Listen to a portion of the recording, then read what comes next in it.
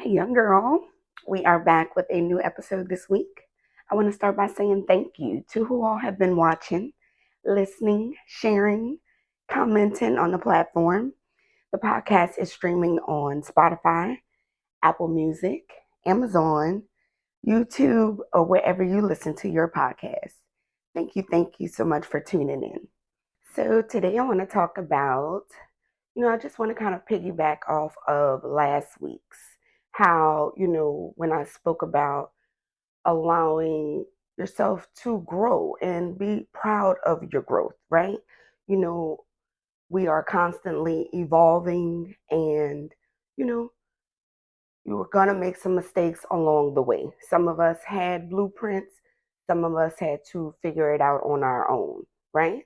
So, give yourself grace as you continue to learn and grow and you shed off, old skin, as you can say, that didn't currently, fit with the evolved version of yourself. It's fine to go ahead and shed that away. You know, as you build your confidence and you continue to do the work, actually put action behind the words that you want to, develop in yourself. For example, like if you had something in within yourself that you find was holding you back. Maybe you were a procrastinator, right? You will always be late. You'll always, like say that you're going to have these goals and then you end up not doing it, or you'll start and then you'll stop. Well, you may have learned some new things that will allow you to get organized and stay on track. And now you are staying, the course, or you're starting to show up on time, right? You had to constantly put in the work to be able to build that confidence and be able to change the action that you once did. When you involve other people, right? And sometimes they can kind of shame or guilt your ideas, or you know speak on things that you may have done in your past that supposedly is going to stop you from doing these new evolved things that you want to do now, right? So in order for you to be able to stay strong in your goals, sometimes you have to block out some of these naysayers and things like that, especially if the people that are speaking to you aren't actually doing the work, or they have not actually grown to be anything that you desire to be anyway, right? If they're not living in the home they want to live in, or driving the car they want to drive, or have the career that they want, then why would you listen to advice, from someone like that? No shade to them or anything else, but you want to kind of put yourself in the surroundings of people that are doing some of the things that you want to do successfully.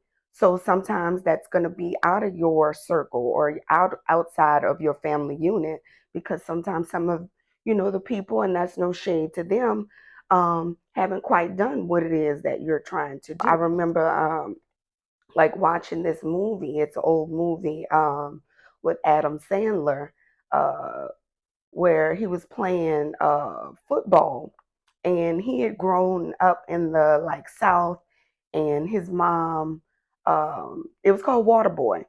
His mom constantly put in his head like fear tactics and like shame or guilt if he decided to do anything new, right? She wanted him to stay right there with her. So she would use these methods of fear. If you go outside, then you may get ate by a gator. If you go try to learn something, you know, that is going to lead you in the wrong direction, she would always use, like these scary tactics and scary words to try to get the water boy to do what she wanted him to do, to stay right there with her. She had to put so much fear and shame and guilt on the boy to where he never even really grew. So, it took for him to stay strong and decide that he was going to go after what he wanted anyway: relationships and education, a community. So he was able to go to school like behind her back because she was so adamant about putting fear in the boy's heart, in his mind, that he was scared to do anything. My mama said, my mama said, my mama said, right? But he only had his mother's voice to listen to. So as he started to venture out and see that, it was fine to go to school, it was fine to have a friendship, it was fine to be a part of a football team. And as he learned that all of these things brought him joy, you know. So sometimes it's not, smart of you, or like, you can remain stagnant and have no growth if you have the wrong people around you that's constantly putting shame and guilt and fear into your mind. You have to sometimes, even if you can't get out of your current situation, which he still was living home with his mom, but he decided to try to keep some stuff to himself as he tried to pour into himself and grow. And eventually he became so confident enough to where he was able to stand on business and let his mom know, look, I have to draw some boundaries with you. These things that you're saying is so bad for me.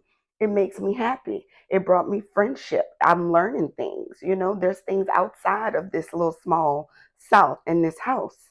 So if you want to continue to stay around in my life because I'm finding happy things outside of you, then you're going to have to, adhere to these boundaries I set, because I love what I'm doing. I love my community, my new friends, the football team.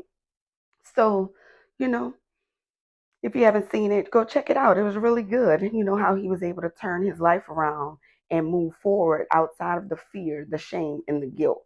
Sometimes you need to just get outside of your surroundings and, go learn from some new people and, overcome these fears to get to your next level of growth.